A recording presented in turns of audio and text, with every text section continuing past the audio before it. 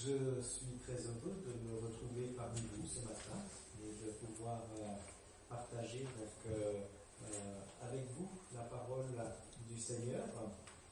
Pour ceux qui ne me connaissent pas, je me présente. Je m'appelle Stéphane Guillet, donc je suis pasteur de votre église sœur à Paris, église de la même union d'églises, de l'Union des églises évangéliques libres, l'église de Paris-Alésia, et je veux vraiment vous transmettre les salutations de cette communauté ce matin.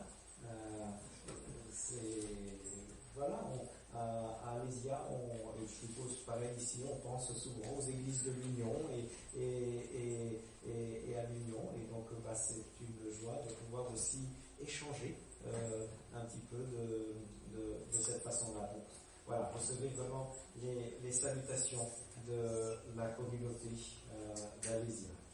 Je voudrais vous inviter à lire ce matin quelques paroles de Jésus encore, tirées d'un passage qui est bien connu puisqu'il s'appelle le Sermon sur la montagne, un des grands passages d'enseignement de Jésus. On va en lire un extrait. Le Sermon sur la montagne, c'est dans l'évangile de Matthieu au chapitre 5, c'est le chapitre 5 jusqu'au chapitre 7. Et là, on va lire donc quelques versets dans le chapitre 5. Le chapitre 5 à partir du verset 33. Vous avez encore entendu qu'il a été dit aux anciens, tu ne te parjureras pas, mais tu t'acquitteras envers le Seigneur de tes serments. Mais moi je vous dis de ne pas jurer du tout, ni par le ciel, parce que c'est le trône de Dieu, ni par la terre, parce que c'est son marchepied, ni par Jérusalem, parce que c'est la ville du grand roi. Ne jure pas non plus par ta tête, car tu ne peux pas en rendre un seul cheveu blanc ou noir. Que votre parole soit oui, oui, non, non. Ce qu'on y ajoute vient du mauvais. Vous avez entendu qu'il a été dit œil pour œil et dent pour dent. Mais moi je vous dis de ne pas vous opposer au mauvais. Si quelqu'un te frappe sur la joue droite, prends lui aussi l'autre. Si quelqu'un veut te faire un procès pour te prendre ta tunique, laisse-lui aussi ton vêtement. Si quelqu'un te réquisitionne pour faire 1000, fais-en 2 avec lui. Donne à celui qui te demande et ne te détourne pas de celui qui veut t'emprunter quelque chose. Vous avez entendu qu'il a été dit, tu aimeras ton prochain et tu détesteras ton ennemi. Mais moi je vous dis, aimez vos ennemis et priez pour ceux qui vous persécutent. Alors vous serez fils de votre Père qui est dans les cieux, car il fait lever son soleil sur les mauvais et sur les bons, et il fait pleuvoir sur les justes et sur les injustes. En effet, si vous aimez ceux qui vous aiment, quelle récompense aurez-vous? Les collecteurs de taxes eux-mêmes n'en font-ils pas autant? Et si vous ne saluez que vos frères, que faites-vous d'extraordinaire? Les non-juifs eux-mêmes n'en font-ils pas autant? Vous serez donc parfaits, comme votre Père Céleste est parfait. Vous serez donc parfaits, comme votre Père Céleste est parfait. Je ne sais pas comment vous réagissez quand vous entendez ça. La version à la Colombe traduit même par un impératif. Soyez donc parfaits, comme votre Père Céleste est parfait. On a quand même envie de dire, est-ce que tu ne passes pas la barre un petit peu haut, là, Seigneur? Est-ce que c'est pas déjà même une forme de perfectionnisme, finalement? Et de nombreux auteurs évangéliques, on ne peut vraiment pas soupçonner de laxisme, ont dénoncé cette notion de perfectionnisme et à raison. Des auteurs, alors je prends ici plutôt des auteurs un peu plus anciens, mais des auteurs comme Maurice Ray, qui on ne peut pas soupçonner qu'il était laxiste, ou alors quelqu'un que j'ai beaucoup admiré, qui est toujours en vie, qui reste, mais qui n'exerce plus le ministère maintenant à cause de l'âge, mais Robert Somerville, ou en tout cas dans le monde anglophone, Martin Lloyd-Jones, tous ces auteurs-là ont dit que le perfectionnisme perfectionnisme, c'est quelque chose de néfaste finalement. Le perfectionnisme, c'est comme cette affirmation que effectivement il faut rechercher la perfection et penser qu'on va pouvoir l'atteindre finalement. Et ils ont dit que ça c'était quelque chose de néfaste parce que d'abord ça pousse au légalisme d'une certaine façon, ça pousse au jugement des autres, parce que quand on est perfectionniste, on a tendance à croire qu'on n'est pas loin du but et que les autres en sont encore assez loin finalement. Ça peut conduire même, à l'inverse ici, ça peut conduire à une forme de dépression spirituelle, parce qu'on se dit mais j'y arrive pas finalement. Et si j'y arrive pas, et que Dieu attend ça de moi, est-ce qu'il peut m'aimer comme je suis, avec ces ratés, ces choses qui font que je ne peux pas y arriver? Le perfectionniste, il refuse aussi de voir que le Saint-Esprit, au fond, il travaille avec le temps, il travaille sur la durée. Il a la durée de notre vie, au fond, pour travailler dans notre vie et dans notre cœur et pour le changer. Le perfectionniste, il veut la perfection tout de suite, là, maintenant. Autrement, il n'est pas satisfait. Le perfectionniste, il valorise aussi l'effort personnel, finalement, et puis il va dévaluer l'œuvre de la grâce, l'œuvre de l'esprit. Donc on voit, c'est pas la bonne voie, le perfectionniste. Et c'est évident que c'est pas du tout sur ce chemin-là que Jésus veut nous entraîner. Bien au contraire, on va le voir. En relisant la loi comme il le fait, je crois que Jésus veut justement nous éviter le légalisme pharisien. Mais en même temps, il veut nous montrer que la loi de Dieu, c'est pas non plus quelque chose qu'on peut mettre au placard comme ça. La volonté de Dieu, elle s'impose encore à notre vie d'une certaine façon. Donc d'une part, il veut nous éviter le légalisme, mais en même temps, il veut nous dire que c'est important de prendre au sérieux la parole du Seigneur. Jésus fait au moins 3 choses, je crois, quand il relit comme ça les textes de la loi.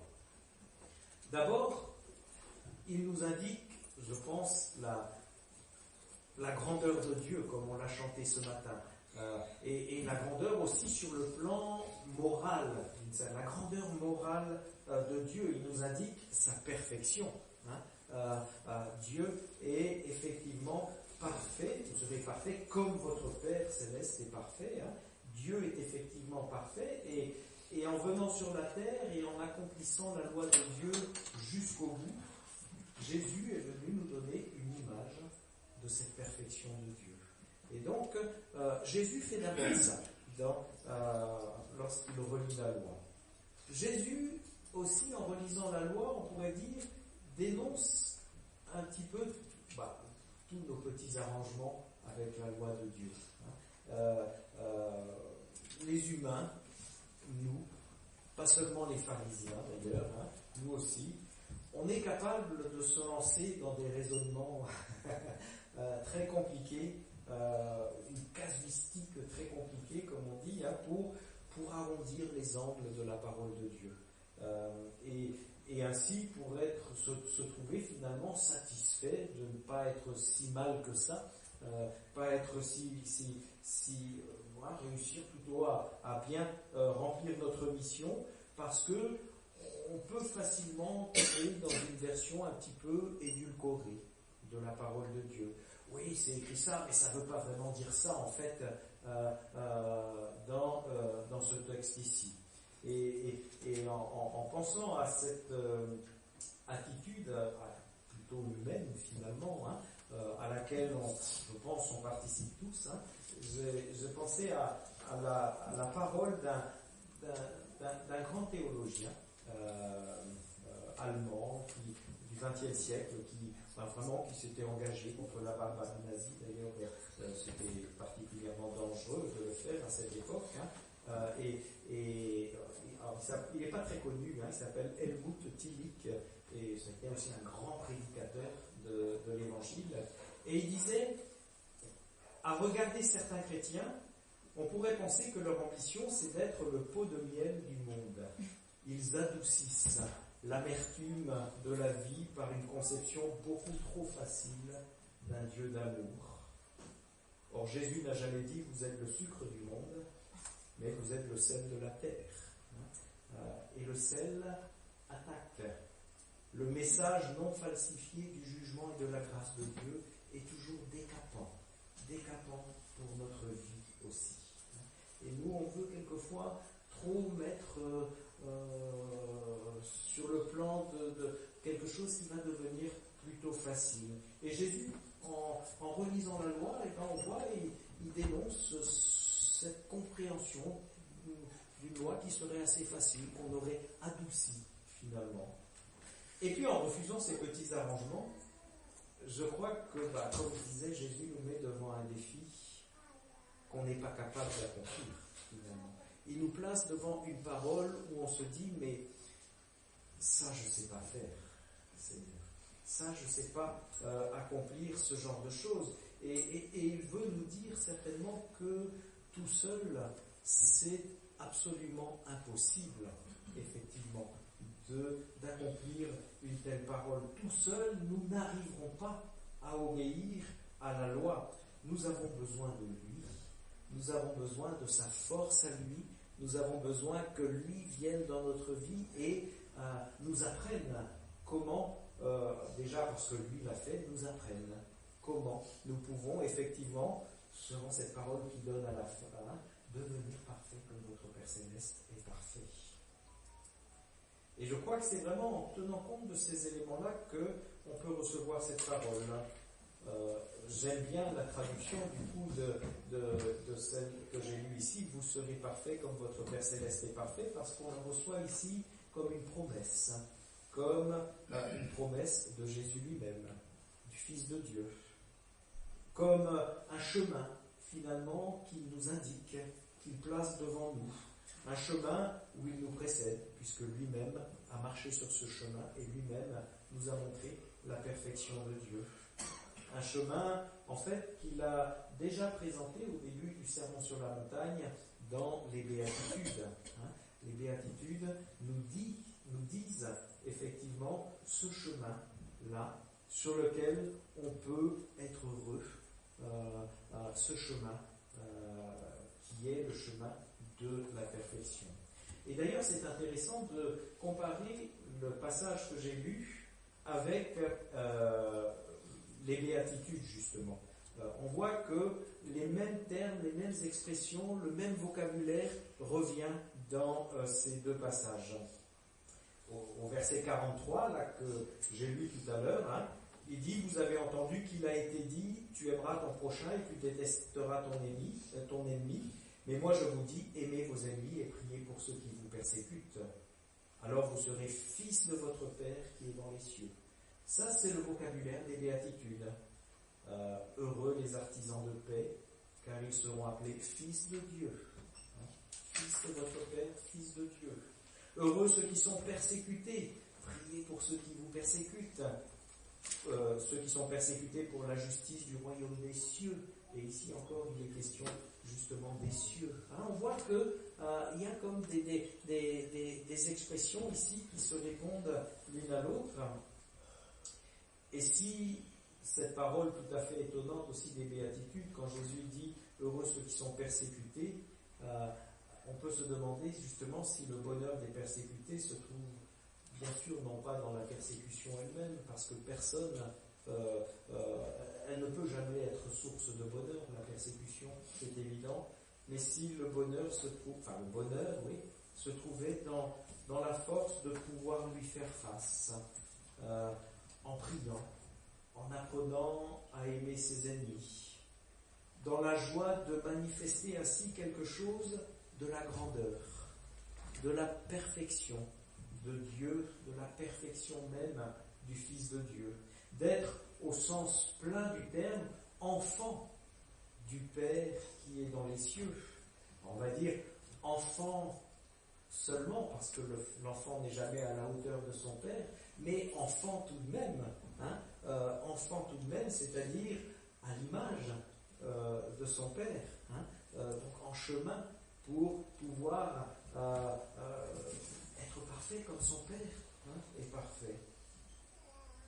Si le bonheur ne se trouve pas finalement dans la capacité de ne pas s'en tenir à une attitude ordinaire, mais de faire quelque chose d'extraordinaire, qui dépasse vraiment l'ordinaire.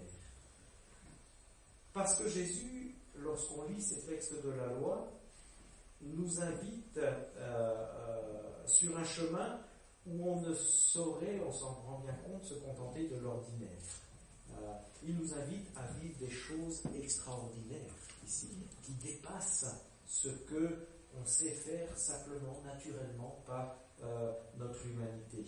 Il nous invite sur ce chemin de l'extraordinaire, c'est le chemin de l'évangile, c'est le chemin des béatitudes, c'est le chemin où vraiment on peut apprendre et vivre l'amour de Dieu et du prochain.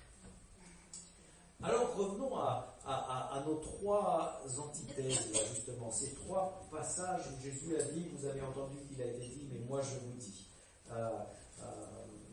Je crois que j'ai l'impression que ce qui est commun à ces trois trois passages-là, que Jésus examine ici, c'est justement qu'ils mettent en évidence nos petits arrangements avec la loi. Et c'était vrai à l'époque de Jésus, et quelque part, il dénonce ici une attitude qui est une attitude pharisienne finalement, mais dans laquelle certainement on peut se retrouver. Par exemple, les serments. Donc Jésus dit qu'il ne faut jurer ni par la terre, ni par le ciel, ni par le temple de Jérusalem, etc. Les pharisiens, en fait, avaient mis en place toute une casuistique qui leur permettait de prêter serment pour jouer avec la vérité. Et dans Matthieu, dans le même évangile, au chapitre 23, verset 16, et les versets suivants, Jésus critique justement cette attitude et il dit « Quel malheur pour vous, guides aveugles, qui dit « Si quelqu'un jure par le sanctuaire, cela ne compte pas. Mais s'il juge par l'or du sanctuaire, alors il est engagé. » Fou et aveugle, qu'est-ce qui est le plus grand, l'or ou le sanctuaire qui consacre l'or? Vous dites aussi, si quelqu'un jure par l'autel, cela ne compte pas. Mais s'il jure par l'offrande qui est sur l'autel, il est engagé, et etc. Il poursuit. On voit qu'ils avaient mis en place un système comme ça en disant, si je jure par ça, en fait, je peux me rétracter assez facilement. Je ne suis pas vraiment engagé là-dedans. C'était des raisonnements très, très, très spécieux. Si on jurait d'une telle manière, on était vraiment engagé. Si on jurait d'une autre, on ne l'était pas vraiment. On avait en fait détourné les serments de leur principe originel. Et c'était un petit peu comment maquiller un mensonge en serment. Donc on voit qu'ils avaient perverti le système des serments, et Jésus va les remettre en cause là-dessus. Deuxième passage qu'il utilise, c'est la loi du talion. À l'origine, cette loi, elle visait à mettre un frein à la vengeance personnelle, en permettant un châtiment proportionné au tort subi, œil pour œil, dent pour dent. Mais le talion, en fait, en était venu à entretenir un sentiment de vengeance. S'il me prend une dent, eh bien, je vais aussi lui prendre une dent. Bien fait pour lui. Il l'a bien mérité. Avec la conséquence que peu de temps après, votre ennemi allait vous prendre une deuxième dent. Et vous alliez lui en prendre aussi une deuxième, jusqu'à ce que les deux se retrouvent sans plus aucune dent. Et il n'y avait pas d'appareil dentaire à l'époque. Donc, c'était plus problématique qu'aujourd'hui. Donc on voit, le œil pour œil, dent pour dent, peut en venir finalement à entretenir un sentiment de vengeance, plutôt que de mettre une limite à ce sentiment de vengeance. Le talion en était venu à légaliser, on va dire, le principe de la vengeance, plutôt qu'à le limiter, en rendant impossible toute rupture du cycle de la violence, en rendant impossible toute possibilité de pardon. Et là, effectivement, on n'était plus fils de Dieu, fils du Père qui est dans les cieux. La question de l'amour du prochain aussi, c'était la même chose. Le pharisien affirmait que le prochain, c'était seulement son compatriote. C'était seulement celui qui était du même peuple. C'était une interprétation qu'il tirait du livre du Lévitique, chapitre 19, verset 18. Lévitique 19, 18 disait « Tu ne garderas pas de rancune envers les gens de ton peuple, tu aimeras ton prochain comme toi-même. » On disait ton prochain, c'est les gens de ton peuple, uniquement. Et ça ne doit pas aller plus loin que ça, l'amour du prochain. Et donc, si l'amour pouvait se limiter aux compatriotes, alors il était possible, en toute bonne conscience, de haïr son ennemi, l'envahisseur romain, par exemple, à cette époque. Mais en tout cas, le principe de la haine de son ennemi, de l'étranger, était tout à fait possible. Mais on peut se demander, est-ce qu'il est possible d'être parfait, comme le Père Céleste, qui donne la pluie et le beau temps à tous, sans discrimination? Est-ce qu'il est possible de refléter l'amour de Dieu pour le monde en choisissant d'aimer seulement une catégorie de personnes et de haïr les autres? Donc Jésus ici est en train de démasquer tous ces petits arrangements avec la loi, et il s'y oppose évidemment avec force en disant c'est pas ça être fils du Père qui est dans les cieux, c'est pas ça être enfant de celui qui est dans les cieux. Non seulement il s'y oppose, mais on voit il propose même des attitudes radicalement différentes pour le coup. Il va proposer, par exemple, le rejet des serments, puisque les serments ne servent plus à rien. On rejette ces serments au profit d'une vraie éthique de la parole. Si tu dis oui, c'est oui. Si tu dis non, c'est non. Mais pas en essayant de maquiller les choses pour paraître autre que ce que l'on est effectivement. Il va indiquer que l'amour, ce n'est pas seulement l'amour de tes proches, c'est aussi celui des autres. Jusqu'à ton ennemi, dit-il. Et c'est ici qu'il dit qu'il faut aimer même son ennemi. Pas simple, pour le coup, le chemin sur lequel il nous engage. Aimer son ennemi, l'ennemi c'est précisément celui qu'on n'aime pas. Et donc, Jésus nous engage là aussi sur ce chemin-là. Rejet du talion au profit d'une attitude absolument nouvelle, radicale ici. Si quelqu'un te frappe sur la joue droite, tends-lui aussi l'autre. Je ne sais pas si on a déjà pratiqué ce genre de choses. Moi, c'est quelque chose de tout à fait nouveau que Jésus est en train d'indiquer ici. Mais ici, vraiment, devant ces attitudes que Jésus recommande, on se dit, mais est-ce que là, il ne place pas quand même la barre trop haut? Est-ce qu'on va pouvoir faire ce genre de choses? Est-ce que Jésus ne se montre pas ici trop exigeant, au risque finalement de nous amener à... on va finir par se dire, mais nous ne sommes pas à la hauteur de ce qu'il nous demande. Sur la question disons un mot sur cette question de la joue droite et de la joue gauche ici, j'ai l'impression quand même que ici, Jésus ne s'attend pas à ce qu'on mette cela en pratique littéralement. Alors je vais vous dire pourquoi. Pas plus d'ailleurs, je crois qu'il ne demande à ses disciples, comme il le dit un peu plus tôt, de se couper littéralement une main ou de s'arracher un œil dans telle ou telle circonstance. Pourquoi est-ce que Jésus ne s'attend pas forcément à ce qu'on le vive littéralement? J'en veux pour preuve que rien n'indique que Jésus lui-même se soit plié à cette règle quand on l'a giflé. On nous dit dans Matthieu 26, 67 et dans Jean 18, 22, 23 qu'un soldat romain a giflé Jésus, et on ne nous dit pas qu'à ce moment-là il s'est avancé pour tendre l'autre joue. Et je crois que ça n'est pas du côté d'une interprétation littérale de ce verset qu'il faut chercher la bonne attitude. Mais par contre, si quelqu'un vous fait du mal, une gifle ou autre, quelque chose qui fait vraiment très mal, qui vous blesse profondément, eh bien en fait, il y a plusieurs possibilités devant cela.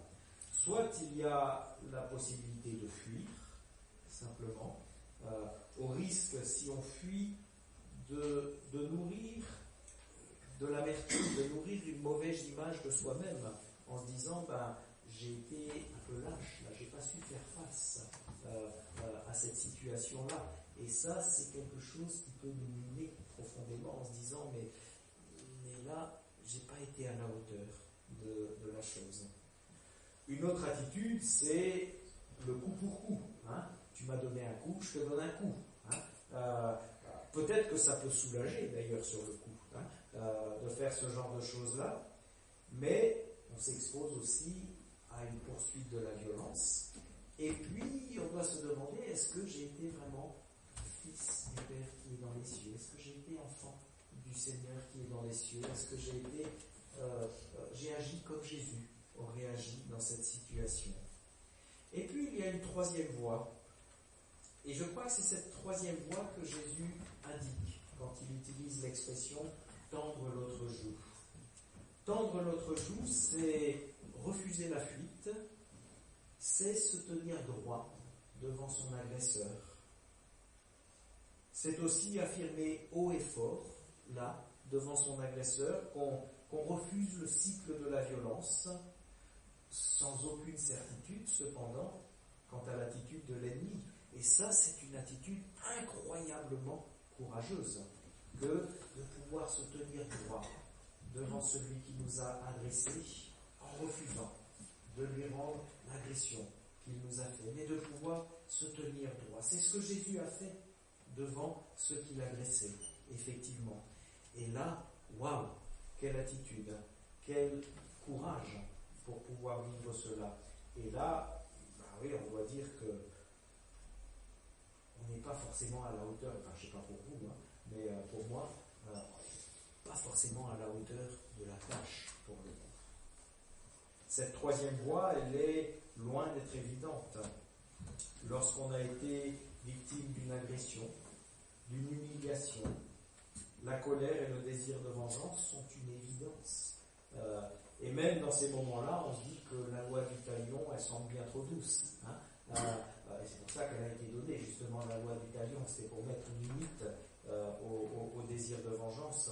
Et c'est pour cela, d'ailleurs, que les sociétés ont mis en place aussi des institutions judiciaires. Parce que si chacun se faisait justice à soi-même, la vie en société serait tout simplement impossible. Il y a besoin qu'une tierce personne vienne réguler le désir, la colère, le désir de vengeance qui apparaît légitimement dans le cœur lorsque on a été vraiment victime d'une agression ou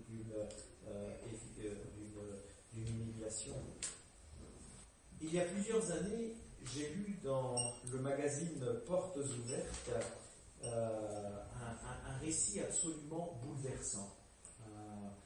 Et je l'ai gardé en mémoire justement parce que c'était incroyablement bouleversant. C'était le récit d'une femme indonésienne dont la fille, en rentrant de l'école, a été agressée et assassinée.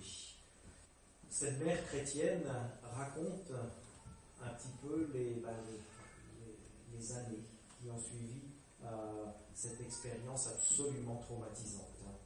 Elle raconte comment elle a été détruite. Elle raconte comment elle a été animée d'un désir de vengeance, du désir de pouvoir tuer celui qui avait fait cette horreur. Et cet homme qui avait commis cela avait été arrêté, du reste. Et donc, elle disait, mais je n'avais qu'une envie, c'est de pouvoir me trouver en face et de pouvoir lui faire ce qu'il avait fait à sa fille. Et en même temps que toute cette colère et ce désir de vengeance bouillaient en elle, parce qu'elle était chrétienne, elle entendait en face cette parole de Jésus sur l'amour de l'ennemi, cette parole de Jésus sur l'exigence du pardon. Et elle se disait, et elle témoignait, elle disait, mais j'étais incapable de recevoir cette parole, j'avais qu'une envie, c'est de la mettre de côté, de la rejeter pour laisser aller son désir de vengeance. Mais en même temps, cette parole de Jésus la hantait littéralement, lui revenait toujours en mémoire, parce que justement, elle avait lu la parole de Dieu, elle s'en était nourrie, et elle ne pouvait pas faire comme si cette parole n'était pas là dans ses pensées et dans tout son être. Et elle a dû cheminer longuement avec ses pensées contradictoires dans le cœur. Elle a crié vers Dieu, elle a appelé au secours, elle savait qu'elle ne pouvait pas prendre le chemin de la vengeance, mais elle se sentait aussi incapable de suivre le chemin que sa lecture de la Bible lui indiquait. Et pendant tout ce temps, eh bien, le Seigneur l'a accompagnée. Le Seigneur ne l'a pas lâchée. Elle a déposé ça devant le Seigneur, elle a crié vers le Seigneur, et le Seigneur l'a patiemment accompagnée dans son tourment intérieur. L'Esprit de Dieu a fait son œuvre pour lui donner la force de trouver un chemin de paix intérieure, et même la conduire du coup à faire quelque chose d'extraordinaire, qui dépasse l'ordinaire. Elle a pu rencontrer le meurtrier de sa fille, elle l'a le regardé dans les yeux et lui a annoncé que Dieu l'avait aidé à retrouver la paix dans son cœur, que Dieu lui avait donné le moyen de ne plus vivre dans la haine, comme elle avait pensé qu'elle le ferait à cause de cela, et même que Dieu lui avait donné le moyen de pardonner dans son cœur pour être libéré de cette haine qui l'a miné et qui l'a rongé profondément. Je crois que c'est ça que veut nous dire Jésus quand il dit « Vous serez parfaits, comme votre Père Céleste est parfait ». Que nous pouvons être enfants du Père qui est dans les cieux. Mais je crois qu'on mesure en même temps, devant un tel témoignage, que ça, c'est pas un chemin qu'on peut parcourir tout seul. Que Jésus ne nous pose pas là une loi devant en disant c'est ça qu'il faut faire maintenant, bonne route à vous. Mais quand il nous dit et quand il pose des exigences où il nous appelle à devenir parfait comme notre Père Céleste est parfait, il nous dit en même temps, n'allez pas marcher sur ce chemin tout seul parce que c'est impossible. Ne croyez pas que vous allez pouvoir tendre la joue gauche si on vous frappe sur la joue droite ou la gauche, je ne sais plus. Ne croyez pas que vous allez être capable d'aimer votre ennemi, parce que l'ennemi, c'est précisément celui qu'on n'aime pas. Ne pensez pas que cela, c'est possible de le faire tout seul. Et en même temps, il nous dit, eh bien, ne recourez pas non plus avec des petits arrangements avec la loi, en disant, il ne s'agit pas d'édulcorer la parole que je vous ai donnée, de faire comme si finalement c'était pas difficile et qu'on peut essayer de trouver un petit arrangement. Mais il nous dit avec une grande force que cet extraordinaire-là, cependant, il peut trouver place dans notre vie. Il est possible d'être sur ce chemin où l'on est parfait, comme notre Père Céleste est parfait, où l'on devient cela. C'est possible. Ce chemin de l'extraordinaire que Jésus nous appelle à vivre dans les béatitudes et dans cette relecture de la loi, il est possible. Il est possible avec lui. Il est possible simplement en s'ouvrant à lui, à sa présence. Et en lisant ces passages du Sermon sur la montagne, Jésus nous montre combien nous avons besoin de lui. Lui qui a parcouru ce chemin-là jusqu'à la croix. Un chemin absolument hors de l'ordinaire ici. Lui qui est doux et humble de cœur et qui nous promet d'être avec nous tout au long de notre vie, dans tous nos combats, surtout dans ces combats qui nous dépassent et pour lesquels nous n'avons pas de solution. Jésus nous dit, là, oui, je fais route avec vous. Et là, l'extraordinaire, tout à coup, peut surgir dans notre vie. Certains ont traduit les béatitudes de Jésus en des, vous savez, heureux ceux qui font ceci. C'est André Chouraki qui traduit par En marche. Eh bien, à l'écoute de ces paroles de Jésus, Jésus nous dit aussi En marche, maintenant, avec moi, bien sûr, devant, derrière, pour vous accompagner, avec son esprit qui nous rend capables d'accomplir des choses que nous ne pouvons pas accomplir.